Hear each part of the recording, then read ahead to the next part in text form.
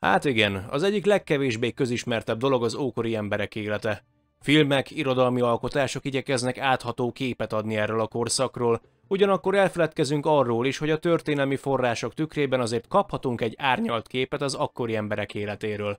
Most egy nagyon specifikus témával készültem, most megismerhetitek, hogyan is éltek az egyiptomi uralkodó családok tagjai, hogyan éltek a fáraók és örököseik. Mielőtt elkezdenénk beszélni a mai történelmi témánkról, hadd ajánljam nektek kikapcsolódási lehetőségként a Hegyháti Zöld út program egyik állomását, a Vasvári Ezredes házat. A 2021-ben történt felújításával a Vasvári Tretterkert épületeinek megújulása teljesen befejeződött, és az Ezredes házban kialakítottak irodákat, kerékpár pihenőhelyet és egy igényes kávézót. Ha a Hegyháti Zöld utat választod, feltétlen nézz be ide, hiszen ezen a zöld úton még meglátogathatod az oszkói pincéket, vagy a csehi Mindszenty emlékházat, ami Mindszenty József szülőháza. Természetesen a Hegyháti Zöld út a fiataloknak is kedvez, hiszen lehetőség van a zöld út állomásainak történelmi rejtélyeit egy időutazós játék keretében megismerni. Ehhez mindössze el kell kérni egy zsebfüzetet innen az Ezredes házból, amiben megtalálod Vasvár térképét, a felkeresendő állomásokat, hogy teljesíteni lehessen a küldetést, illetve a játék történetét. A megfejtésekkel pedig ellenőrizni is lehet, hogy mindent sikerült-e megoldani, megtalálni.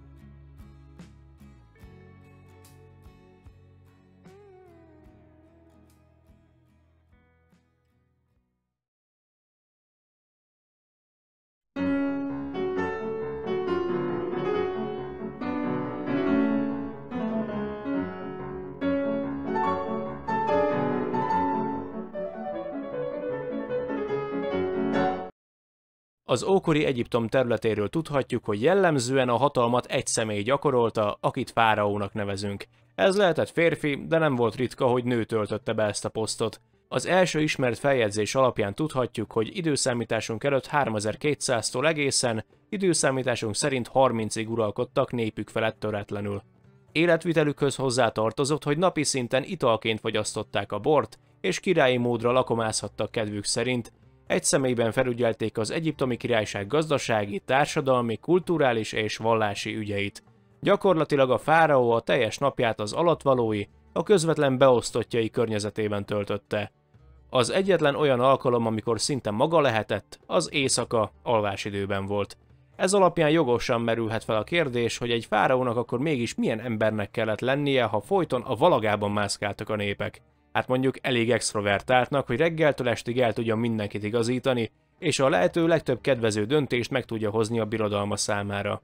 Egy nyugalmas időszakban is a fáraó mindig körülvette magát a családtagjaival, szüleivel, a házastársával, a gyermekeivel és a közvetlen rokonság többi tagjával, az arisztokrácia oszlopos tagjaival, a fáraó számára nagyon kedves, esetleg prominens emberekkel és fegyveres őrökkel. Az öltözködés és a higiénia nem volt éppenséggel magánjellegű tevékenység a fáraó család számára. Ha éppen ennek az uralkodó dinasztiának a tagja voltál, akkor abban a megtiszteltetésben lehetett részed, hogy a háztartásodhoz tartozó szolgák öltöztettek fel. A fáraó amint felébredt és kikelt a fekvőhelyéről, a szolgák azonnal ellepték, hogy felkészítsék őt az aznapi teendőire. Ez egy elég bizalmas kapcsolat volt köztük és a fáraó között, mivel olyan intim információkkal rendelkezhettek uralkodójukról, amiket igyekeztek a legtöbb ember előtt elfedni. A szolgák ezért nem csak az öltöztetésben, hanem a fürdetésben is oroszlán részt vállaltak. Az egyik fáraóról, Hatshepsutról tudjuk, hogy illatos gyógynövényekből készítetett magának egy olyan szert, ami illatossá teszi a bőrét. Ez gyakorlatilag a korabeli parfümnek felelt meg. A bőrápolásért a növényi olajok feleltek, és mellette eltüntették a kellemetlen testszagokat. A fürdés után megkezdték a fáraó felöltöztetését, szandálszerű lábbelit, ruházatot adtak rá, és az adott feladatnak megfelelő fejdíszt, esetleg egy sajátos, jellegzetes parókát adtak a fejére. Most furán néztek, de az egyiptomi uralkodó családok tagjait egyáltalán eltemetni se lehet enélkül a gazdagságot kifejező fejviselet nélkül. Olyan szinten meghatározó eleme volt az egyiptomi divatnak, hogy még azt is meghatározták, hogy egyáltalán ki hordhat parókát és ki nem. Magától értetődik, hogy a rabszolgák nem hordhattak ilyesmit, míg az arisztokrácia már hordhatott, azonban a fejékek legdíszesebbjei és legnagyobbjai kizárólag az uralkodó család tagjainak fejein lehettek. Ezeket a parókákat gyakran díszítették arany, illetve ezüst ékszerekkel, ugyanakkor viselésük nem volt praktikus. Abban az elképesztő hőségben a parókák jellemzően büdösek voltak, és a viselőinek állandó viszketést okozhatott. A paróka ugyanakkor nem csak divatviselet volt, hanem egy fáraó esetében még az ünnepi események esetében külön parókát is kellett hordania. Sőt, még szakálparókát is. Bizony, az a hosszanfont arcszőrzet, ami ezeknek a fáraóknak az állán csúcsosodott ki, az csak egy odarögzített szakálparóka volt. Mérete és jellegzetes díszítettsége meghatározó, a fáraó hatalmát és erejét jelképezte. És mivel motívum tekintetében hasonlatos volt az egyiptomi napistenek ábrázolásához, ezért gyakran ezzel erősítették meg, hogy a fáraó az istenek leszármazottja. Egy élő istenség. A fáraók életét jelentős mértékben meghatározták az emberekkel való tárgyalások, megbeszélések. Valahányszor egy fontos kérdésben döntést hoztak, azokat törvények, szabályok, jogok formájában szedték össze.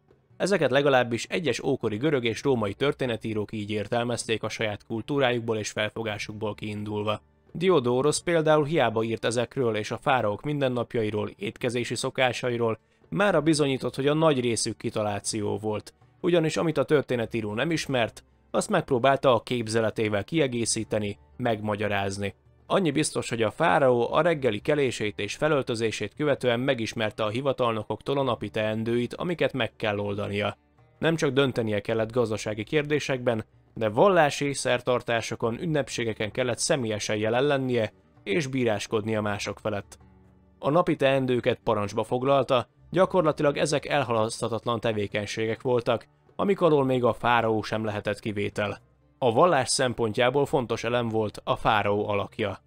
Egyrészt mivel az ókori Egyiptom történelmében döntő többségében isteni származást társítottak hozzá, másrészt pedig a vallási szertartásokon, ünnepségeken való részvétel különleges pillanat volt az alattvalók számára, hiszen ez az ő jelenlétében történt többségében. Továbbá a fáraó volt az, aki templomokat emeltetett isteneik tiszteletére. Az egyiptomi uralkodó napi szinten látogatta a templomot, ahol az istenek kegyeibe férkőzzön felkenés vagy áldozat bemutatás segítségével. Utóbbit csak ő hajthatta végre.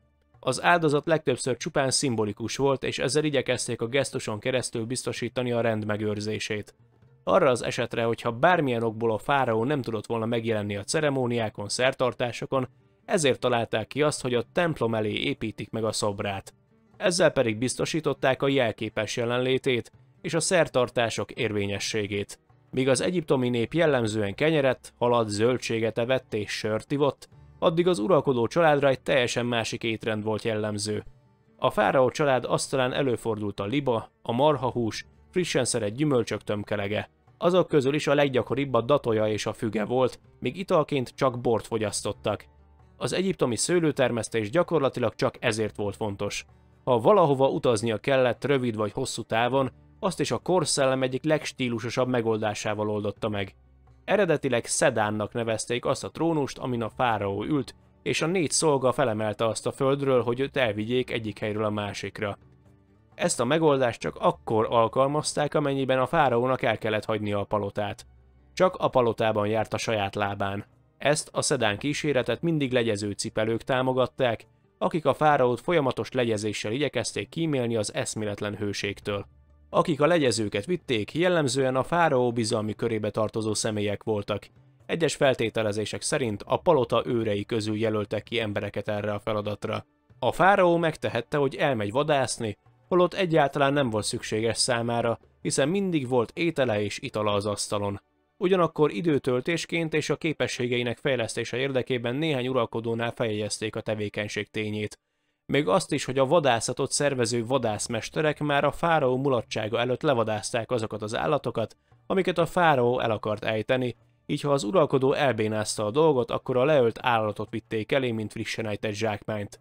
A vadászat nem csak pihenés volt, hanem egy fontos jelenet is, amiben a fáraó gyakorlatilag kimutatja, hogy ő uralkodik a népe és a természet felett.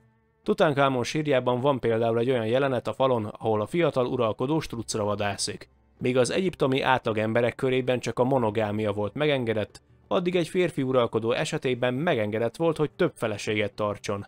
Időnként az ő számukkal is kifejezésre akarták juttatni, hogy ők mekkora uralkodók valójában.